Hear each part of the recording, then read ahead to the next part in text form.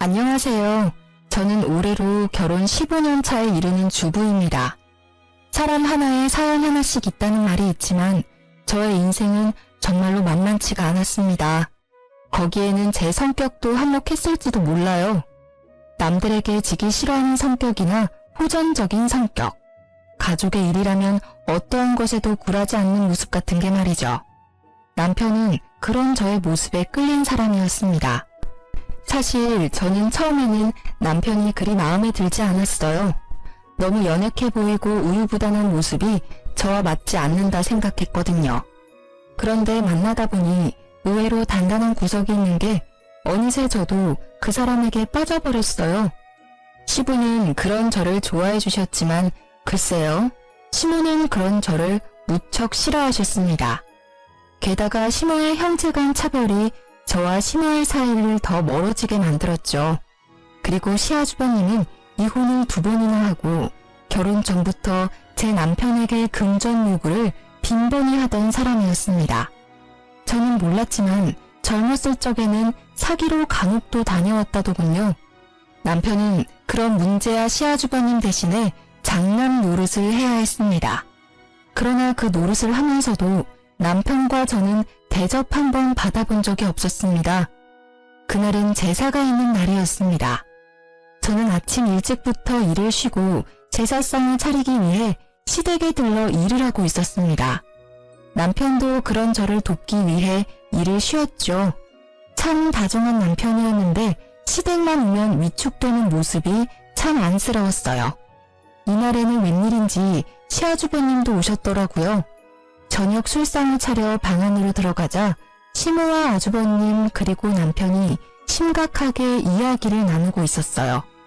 아니, 심각한 건 시모와 아주버님 뿐이고 남편은 그저 불편한 표정을 짓고 있을 뿐이었죠. 야, 잘 생각해봐. 이번 사업이 성공하기만 하면 진짜 대박이야. 너 모아놓은 돈 좀 있지? 그걸로 나한테 투자 좀 해라. 이번에는 진짜 확실해. 그래, 얘. 네 형님이 이렇게 원하는데 좀 해줘. 너는 돈도 잘 벌고 아버지 돌아가시면서 목돈도 많이 모아놨잖니. 저도 돈 없어요. 요새 경기가 안 좋아서 잘 벌지도 못해요. 그리고 얼마 전에 전셋집 들어가느라 돈 다 썼고 와이프 뱃속에 애도 있는데 돈을 함부로 쓰는 건 좀... 얘는 누가 보면 우리가 네 돈 뺏으려는 것처럼 보이겠다. 그냥 달라는 게 아니라 빌려주라는 거지. 넌 어떻게 이렇게 냉정하니? 형이 이렇게 간곡하게 말하는데도 어떻게 이렇게 딱 잘라? 어머니, 정말 저도 돈이 없어요. 그리고 어머니는 모르시나 본데 형이 저번에 제 돈 빌려갔어요. 그것도 아직 안 갚았잖아, 형. 이번에는 진짜로 안 돼. 아, 누가 안 갚는데? 갚아줄 거야.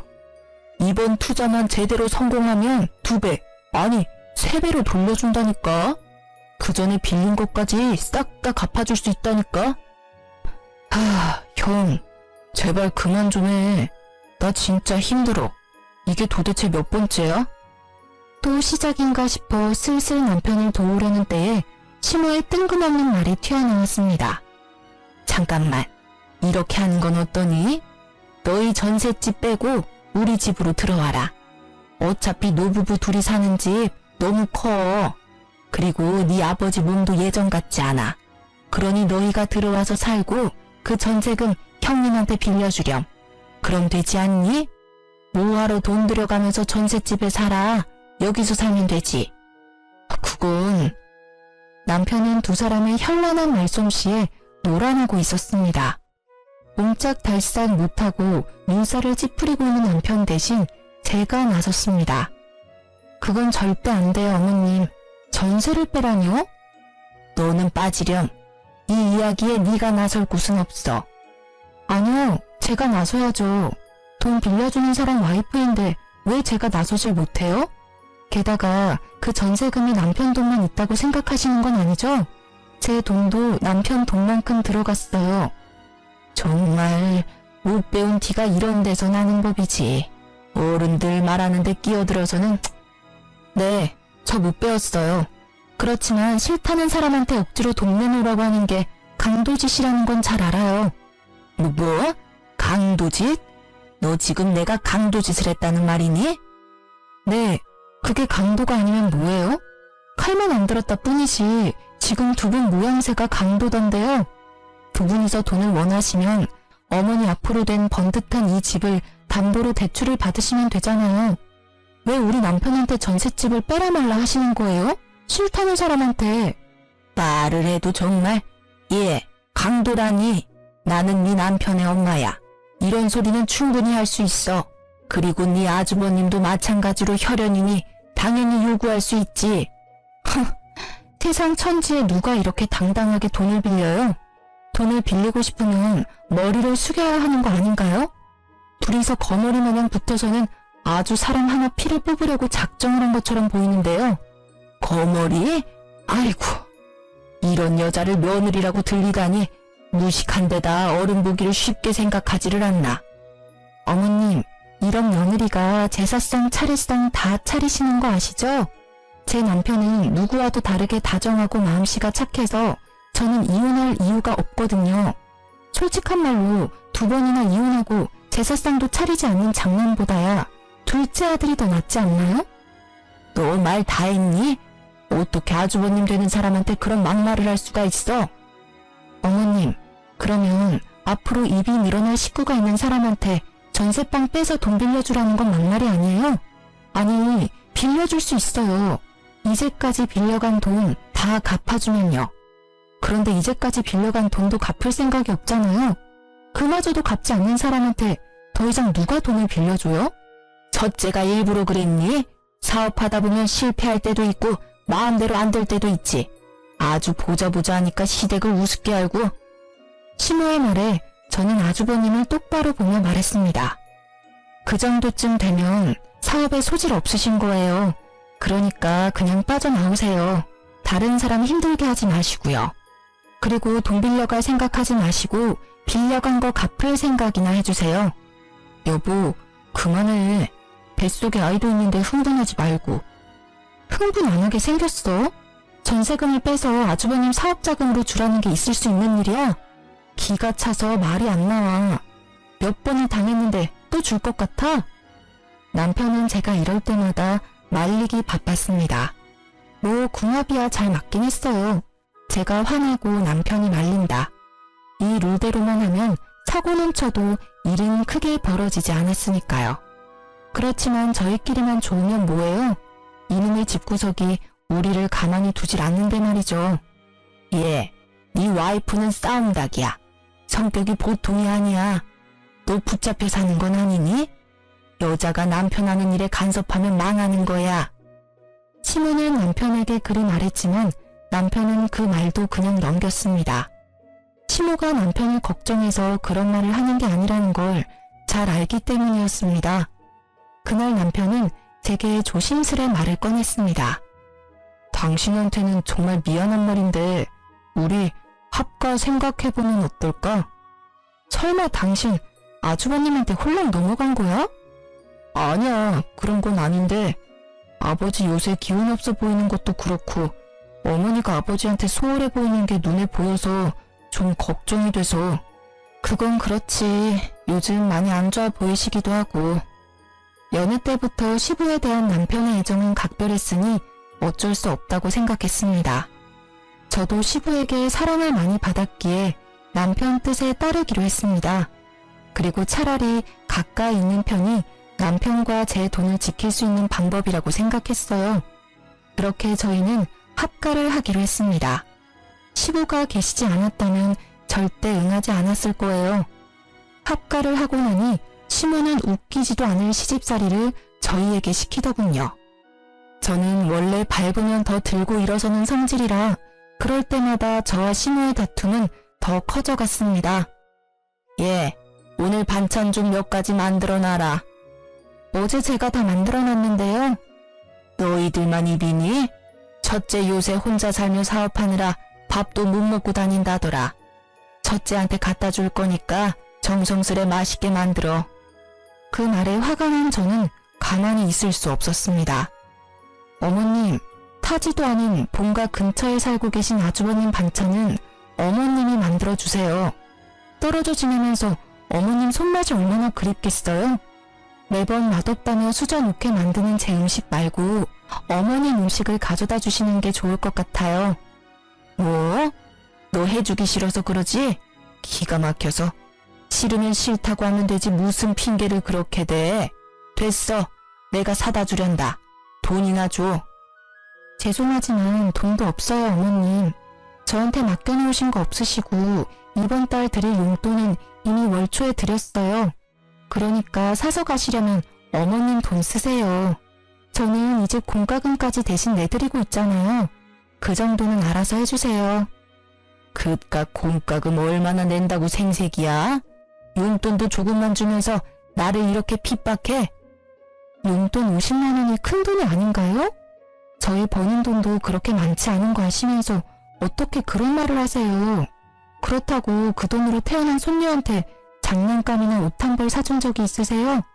저희한테 수고한다고 밥 한 끼 사준 적이 있어요? 계속 적다고 말씀하시면 더 줄일게요. 아이고, 며느리가 시무를 잡네 잡아. 그래, 어디까지 하나 해봐라.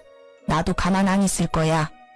시무는 그 이후로 더욱 악독하게 시집살이를 시켰습니다.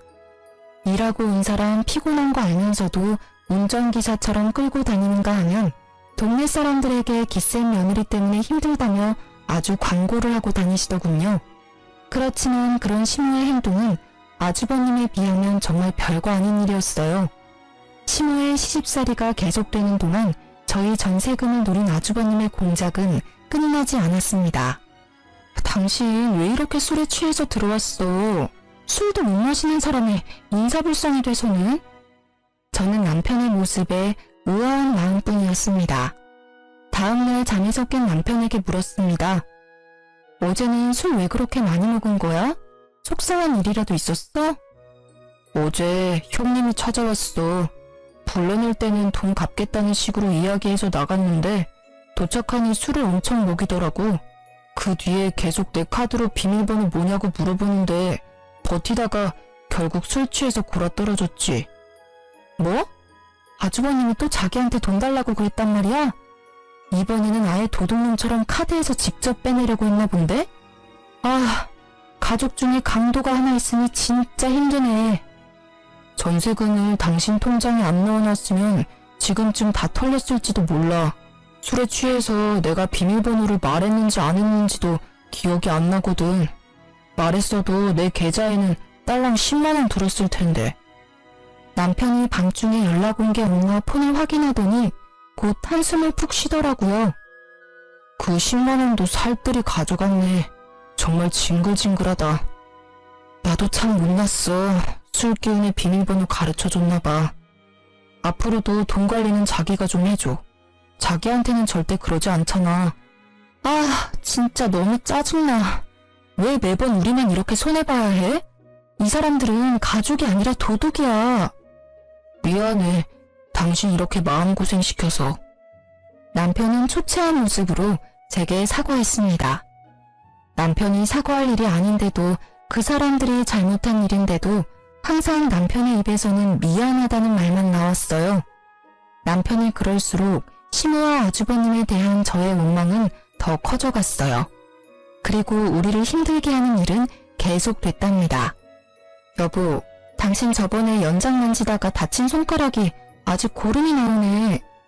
2주가 넘었는데 아물지를 않아. 혹시 모르니까 큰 병원 한번 가보자. 그래, 요새 몸이 안 좋기는 했어. 몸이 이상한 수포도 생기고 옷이 스치기만 해도 따가운 게 이상이 있기는 한 것 같은데. 그렇게 대수롭지 않은 대화를 나눈 날 우리는 종합병원으로 향했습니다. 그런데 병명을 알 수 없다고 하더군요. 아니, 몸통의 통증은 대상포진이라고 하는데 손가락이 왜 아직 고름이 나오는지를 설명할 수 없다고 하더라고요. 그러면서 몇 가지 검사를 해보자고 하더군요.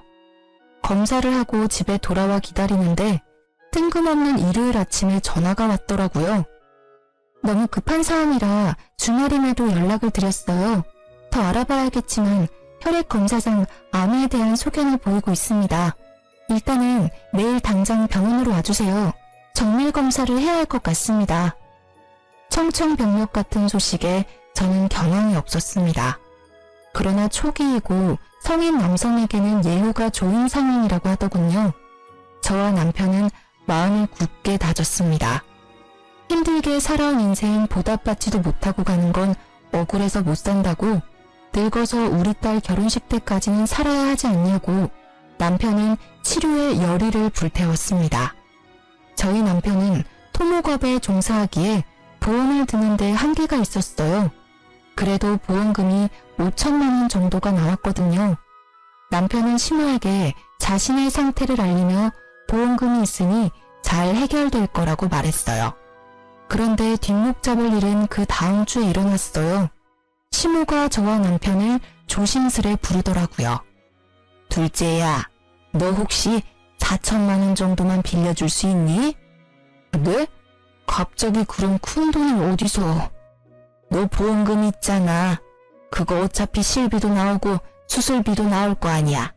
5천만 원 다 없어도 지금 당장 치료받는데 큰 지장은 없잖니? 어머님, 지금 무슨 소리를 하시는 거예요? 암 걸려서 고생하는 아들한테 할 소리예요? 저는 어이가 없어서 바로 받아쳤습니다. 그랬더니 시모가 저를 흘겨보더군요. 네가 신경 쓸 일 아니다. 그리고 누가 언제 그냥 달라고 했어? 다음 달이면 적금 만료되니 그것 하면 다시 돌려줄 거야. 도대체 그 큰 돈이 왜 필요하신데요? 네 아버지 앞으로 돈이 많이 들어. 어디 병원이라도 모시고 가려니 차가 영 오래돼서 모시기 힘들더라고. 그래서 하나 새로 사려고 그러지. 오래된 차 끌고 다니다가 사고라도 날까봐 걱정이야.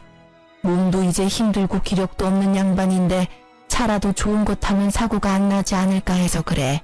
아버님 아프시면 저희가 모셔갈게요. 굳이 그것 때문에 어머님 차를 바꾸는 건 아닌 것 같아요. 게다가 저희 처지에 4천만 원짜리 차는 너무 사치예요. 넌 매번 내가 하는 말은 안 된다고 그러더라. 그리고 병원 갈 때마다 너 일 쉬고 뛰쳐나올래? 돈 벌어야지. 애 앞길 생각하면. 그리고 자잘하게 갈 곳도 많아. 그럴 때마다 위험하게 둘 순 없잖아. 제가 절대 안 된다고 말리려 했지만 남편이 저를 다독이며 말했습니다. 아버지한테 필요한 거잖아. 그런 거는 난 빌려줘도 돼. 아버지 불편하게 다니시는 건 싫어. 남편은 아버지라는 단어가 들어가면 모든 게 약했습니다. 그 집안에서 유일하게 남편의 편이 되어주는 사람은 시부뿐이니까요. 솔직히 저도 시부에게 필요하다는 걸 안 된다 말할 수 없었어요. 그렇지만 무턱대고 어머님 말을 믿는 것도 싫었어요. 방으로 돌아온 저는 남편에게 말했어요. 그러면 일단 문자로 차용증 비슷하게 보내서 확인시켜. 내가 예전에 보니까 돈 떼인 거 받으려면 무조건 돈 빌려줬으니 갚겠다라는 문자 내역 같은 거 있어야 한대. 그렇게까지 할 필요 있을까? 당신은 그렇게 당해놓고 아직도 그 사람들을 몰라? 당신을 자식으로 생각하면 아들 아파서 받은 돈을 빌려달라고 하겠어? 남편은 제 말을 듣더니 결국 제가 제안한 대로 시모에게 돈 빌려간 내역을 문자로 보내며 조만간 돌려줄 것을 문자로 확인받았습니다. 그리고 다음날 시모가 약속한 날이 지나도 조용하길래 시모에게 먼저 말했습니다. 어머님, 저희 돈 받으러 왔어요. 돈 준비되셨어요? 그건 이번에는 못 준다. 좀 기다려야겠어. 네? 갑자기 그게 무슨 말씀이세요? 이번 달에 적금 탄다고 하지 않으셨어요? 그건 저번 달에 이미 받았어. 사실 나도 첫째한테 적금까지 빌려줬는데 애가 연락이 안 되는구나. 혹시 어머님 차 바꾸겠다고 가져간 저희 남편 보험금도 아주버님께 드린 건 아니죠? 그것도 싹 다 걔한테 줬어. 얼마나 나한테 해달라고 난리를 치는지 너희들이 알아서 줬으면 나한테까지 이런 불똥 튈 일 없었잖니. 무슨 말도 안 되는 말을 하시는 거예요? 어머님, 아세요? 그거 그냥 돈 아니에요. 우리 남편 목숨값이라고요. 피 같은 돈이라고요. 내 적금도 피 같은 돈이야. 너희 돈만 소중하니? 못 받고 있는 건 나도 마찬가지야. 너희들은 왜 나한테 와서 이 난리야? 첫째한테 가서 직접 받아와. 애몬 사람을 괴롭혀? 어머님, 잊으셨어요? 돈 빌려가신 분 어머님이세요. 저희 증거도 있어요. 그래, 내가 빌려갔다. 너희는 늙은 시무한테 돈 빌려준 게 그리 아까워? 이렇게 빚쟁이처럼 사람 들들 볶는 건 아니지 않니? 적반하장도 유분수라는 말이 딱 떠오르더라고요. 남편은 그런 시무의 말도 안 되는 행태에 그저 주저앉아 있을 뿐이었습니다. 저에게 그런 망언을 꺼내는 시무의 모습에 저는 흥분하고야 말았습니다. 어머님, 저희 보험금 받은 거 아주버님한테 말하셨어요? 그래, 걔한테 이야기했어. 너희한테 목돈이 생겼다고 들었으니 첫째한테 도움이 될까 싶어 말한 거야. 도대체 어머님은 어째서 아주버님을 싸고 도시는 거예요? 남편도 어머니 자식이에요. 게다가 매번 시대고고 귀찮은 일 아무 말 없이 다 도맡아 하는 효자라고요. 그런 자식한테 이러시는 거 부끄럽지도 않아요? 내가 왜 부끄러워야 하니? 네 남편이 내 자식이라고? 절대 아니야.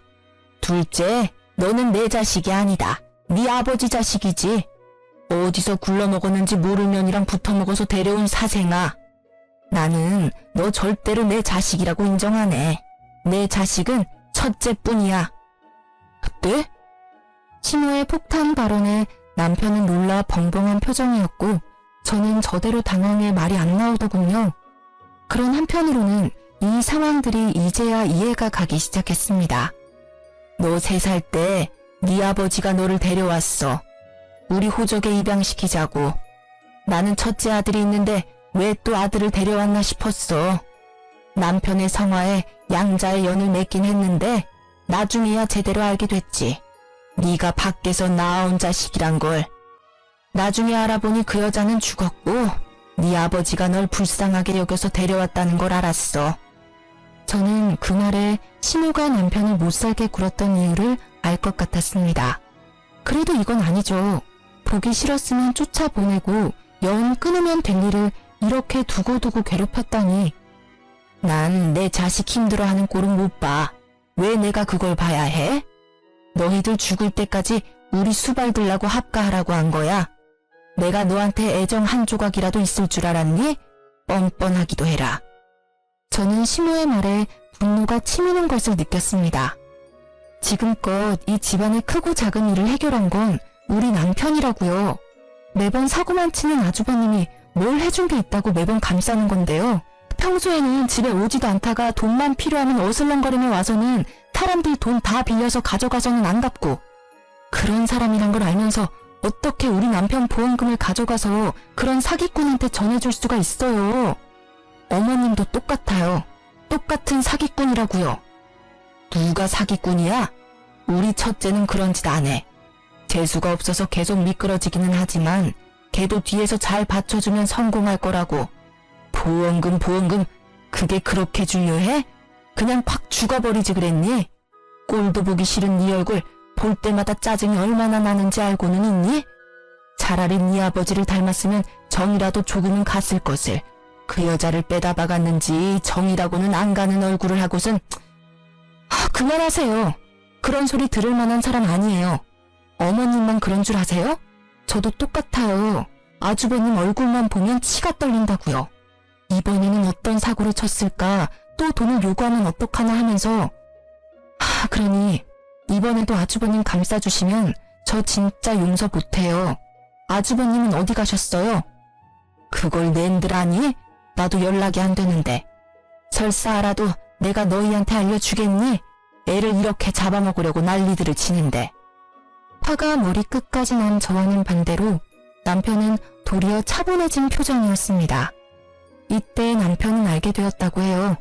자신이 그렇게 노력해도 어머님께 인정받지 못한 이유를요. 그 이유를 알게 되어 오히려 홀가분했다고 하더군요. 결국 돈 4천만 원을 사기로 잃게 된 저희는 이제 치료에만 집중하자며 시댁에서 나오기로 했습니다. 아파서 요양하겠다고 하니 시무가 막지는 않더군요. 잘못한 일이 있으니 잡지 못한 것도 있겠죠. 그 뒤 시부가 죽고는 시댁과 완전히 연락이 끊어져 2년도 이대로 끊어지나 하는 작은 기대를 하고 있었어요.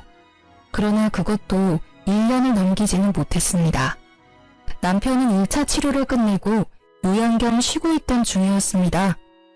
저는 그런 남편의 수발을 들기 위해 일을 그만두고 퇴직금을 받아 나온 상태였죠.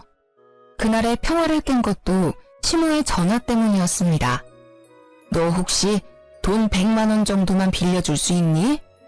갑자기 전화하셔서 또 돈 이야기세요? 이번에는 뭐 때문에 필요하신데요?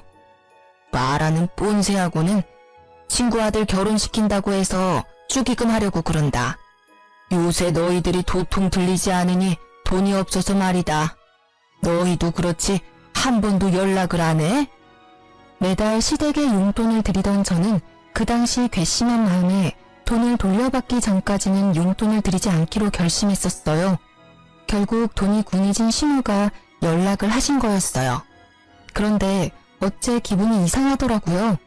친척 집에 축의금을 내도 그것보다는 적게 낼 양반이 갑자기 100만 원?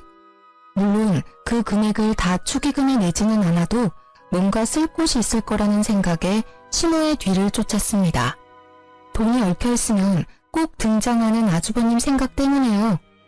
시모가 택시를 타고 내린 곳은 어느 화려한 예식장 앞이었습니다. 소문으로도 대관료와 식대가 어마어마하다는 이 예식장에 시모는 무슨 일로 들렸을까 하는 차에 저는 소름이 쫙 끼쳤습니다. 로비 화면에 떠있는 결혼 커플 사진에 아주버님의 얼굴이 떡하니 붙어 있었기 때문이었습니다. 감히 내 남편 안보험금을 사기쳐놓고 이런 비싼 곳에서 결혼식을 할 생각을 하다니 화려하게 치장된 그 모습이 괘씸해서 팔을 주체할 수 없었습니다. 애써 냉정해진 저는 드디어 꼬리를 잡았다고 생각했습니다. 가만 보니 아주버님의 결혼식에는 시부모가 아닌 다른 사람이 혼주석에 앉아 있었습니다. 세 번째로 하는 결혼식임을 숨기고 싶었던 건지 그것도 아니면 집안 사람들이 가진 부정적인 이미지를 상대 측에 알려주고 싶지 않았던 건지도 모릅니다. 저는 아주버님이 대화를 나눌 때 불쑥 끼어들었습니다. 안녕하세요. 오랜만에 뵙네요. 제가 나타나자 아주버님의 얼굴이 굳었습니다. 그러더니 다른 사람들에게 잠시 실례한다며 저를 옆으로 끌었습니다. 여기는 어떻게? 그러게요. 제가 여길 어떻게 왔을까요? 그런데 결혼식을 굉장히 성대하게 치르시네요. 축하드려요. 그런데 우리 할 얘기가 있죠? 재수씨, 나 30분 뒤면 결혼식이에요. 결혼식 끝나고 이야기해도 되잖아요. 남의 경사에 초를 치러 온 것도 아니고. 무슨 말씀을 그렇게 하세요? 정 원하시면 저는 여기서 말씀드려도 괜찮아요. 하객 알바까지 쓴 것 같은데 정말로 괜찮으신 거 맞아요? 아내가 될 예비 신부님이 모든 걸 알아도? 알았어요. 잠시만요. 아주버님은 저를 데리고 호텔 객실이 있는 층으로 향했습니다. 사람이 없는 걸 확인한 아주버님이 먼저 소리치더군요. 도대체 왜 이러는 겁니까? 어떻게 성사시킨 결혼식인데 이렇게 행패를 부려요? 행패요? 동생 보험금 가지고 치르는 결혼식이면 저도 관여할 수 있죠. 어머님한테 받은 남편 보험금 어쨌어요? 내가 뭘 받았다고 그래요? 딱 잡아떼는 아주버님 모습에 저는 코웃음을 쳤습니다. 당신이 어머님 시켜서 우리 남편 보험금 강탈해 간 거 내가 모를 줄 알아요? 사람을 우습게 보는 것도 한두 번이지. 우리가 아무것도 안 하니까 쉬워 보이나 본데 남편은 몰라도 나는 아니에요. 막말로 지금 당장 이 결혼식 뒤집어 엎을 수도 있고 당신 같은 사기꾼 민낯 알려주는 건 일도 아니야. 뭐? 사기꾼? 나 니네 남편 형이야. 못하는 말이 없네. 내가 왜 사기꾼이야? 그 돈 돌려준다고 몇 번을 말했어. 그리고 어머니가 준 건 어머니 돈이라고 생각해서 받은 거였어. 그만 잡아떼세요. 어머님이 벌써 말씀하셨어요. 아주버님이 남편 보험금 필요하다고 했다면서요? 그러면서 어머님 시켜서 돈 가져가서는 안 돌려줬다던데요? 돈을 받은 건 사실이야. 인정할게. 그런데 여기 와서 이럴 건 아니잖아. 진정하고 우리 대화로 해결해보자고. 진정? 대화. 저기 아주버님, 저요. 세상 둥글게 살고 싶은 사람이에요. 누구는 화내고 싶어서네요. 예전부터 그랬잖아요. 매번 우리 남편한테 돈 빌리고 안 갚고 상습이잖아요. 제가 본 것만 수십 건이에요. 가져갔으면 갚을 생각을 해야지. 남의 돈으로 호사스럽게 살면서 사람 우습게 보는 것도 정도가 있죠. 그리고 대화로 해결될 일은 아니죠. 돈을 가져와야 될 거 아니에요. 제 목소리가 커지니 아주버님은 당황했습니다. 알았어. 그럼 이렇게 해. 오늘은 바쁘니까 내일 어떻게든 돈을 마련해서. 제가 아주버님 수법에 당한 게 몇 년인데요. 지금 당장 준비하세요. 결혼식 끝날 때까지 안 주시면 저도 성심껏 이 결혼식 정성스레 망쳐드릴 테니까요. 아니, 하루도 못 기다려? 하루고 한 달이고 지금 몇 년 전에 빌려준 것도 안 갚으셨잖아요. 그리고 기다릴 필요가 어디 있어요? 이번 결혼식 친척 빼고 친구들 하객은 진짜죠? 친구들 엄청 많으신데 축의금으로 갚으시면 되겠네요. 그걸 가져갈 생각을 하다니.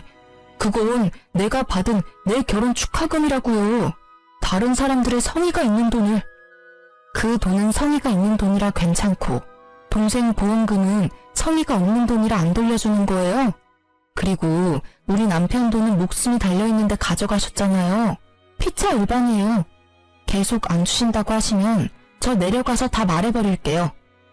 제 목소리가 호텔 복도에 울리자 결국 아주버님이 백기를 들었습니다. 알겠어. 소리 낮춰. 축의금 줄게. 그러니 좀 조용히 해. 다들 들으면 어쩔 거야. 이 결혼 파토나면 축의금도 없어. 저는 시간에 쫓기는 아주버님을 보내고 저는 축의금 받는 자리가 잘 보이도록 가까이서 주시하고 있었습니다. 아주버님은 태백하러 가기 전 잠시 들러 축의금 받던 사람에게서 가방을 받아 저에게 가져왔습니다. 저는 가방을 받아 금액을 확인했습니다.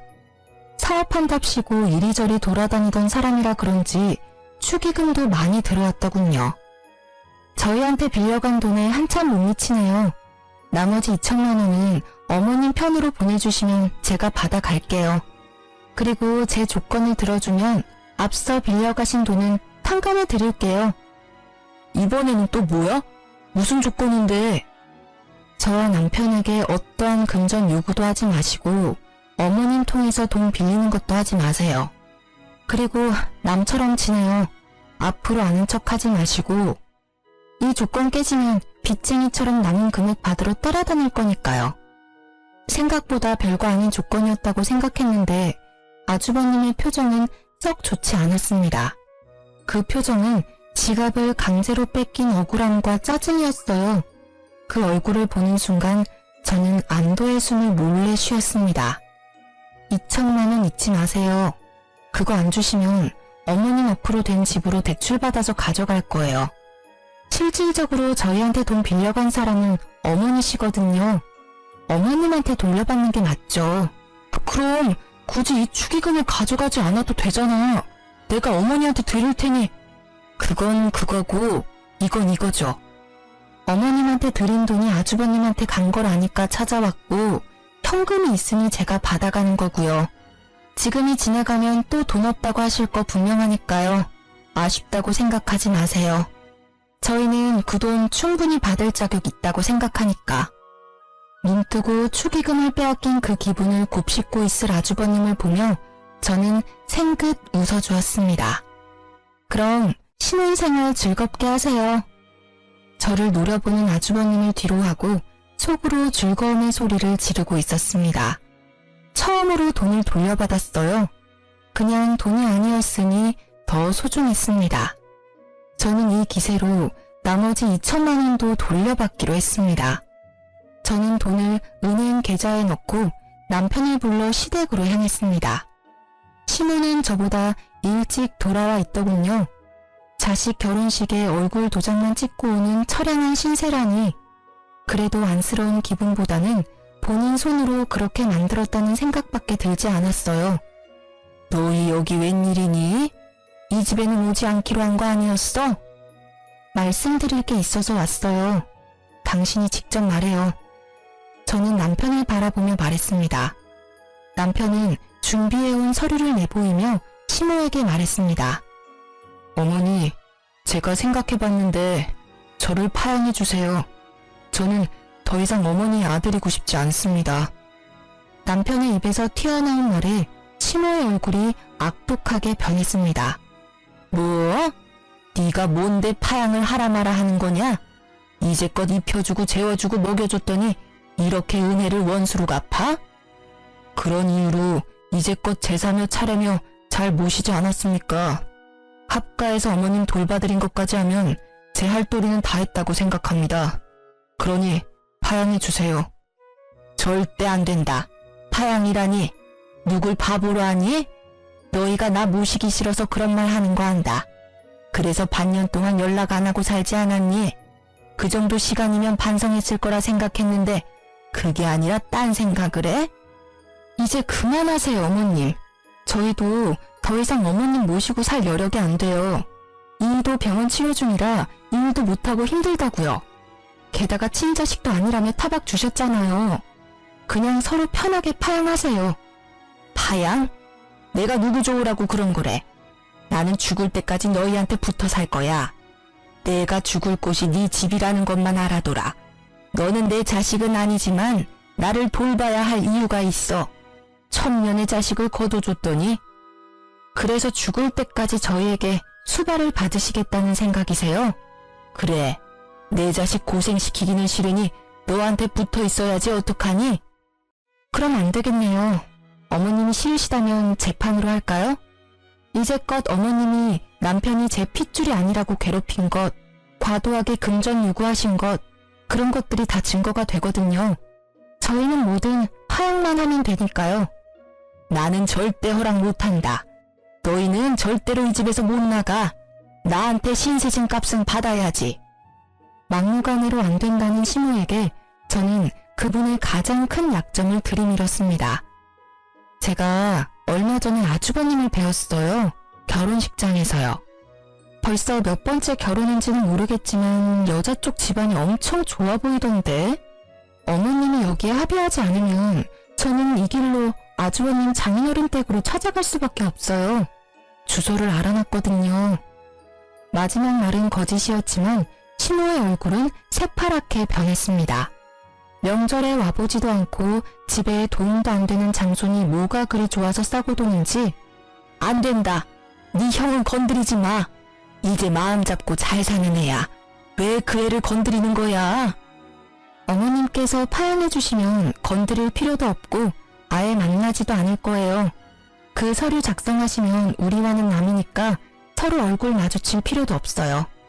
아니면 제가 그 집에 찾아가서 어머님이 아주버님 친모이고 외방 자식인 둘째 아들 피 같은 보험금 사기쳐서 가져갔다고 말할 거예요. 악에 바친 제 말에 결국 무너진 건 시모였습니다. 그 애는 건드리지 말라며 저희를 노려보며 합의서를 작성해 주더군요. 저희는 드디어 남이 되는 첫 발을 디디게 됐습니다. 그리고 저는 상쾌한 시모에게 마지막 결정타를 날렸습니다. 그리고 그 결혼식에서 아주버님이 가져가신 돈 4천 중에 2천은 돌려받았어요. 나머지 2천은 어머님께 돌려받으려고요. 잘 아시겠지만 저희는 아주버님한테 빌려드린 게 아니라 어머님한테 빌려드렸잖아요. 빠른 시일 내에 갚아주세요. 돈 없다. 나도 너희랑 똑같이 첫째한테 다 털어넣었어. 그러면 이 집이라도 팔아서 갚으시면 되겠네요. 그리고 아주버님 댁으로 들어가시면 딱 좋고요.